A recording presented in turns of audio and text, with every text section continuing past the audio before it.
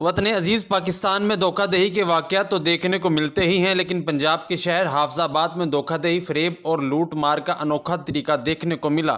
اس لرزہ خیز واقعہ میں ملوث ایک مرد اور ایک عورت نے مقدس رشتوں کو بھی پامال کرنے سے گریز نہیں کیا۔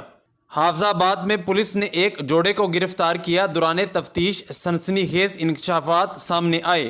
دوران تفتیش گرفتار میاں بیوی نے انکشاف کیا کہ وہ خود کو بہن بھائی ظاہر کر کے نوجوان لڑکوں کو شادی کا جھانسا دے کر ان سے مختلف ہیلے بہانوں سے نقدی اور طلائی زیورات لوٹ لیتے تھے۔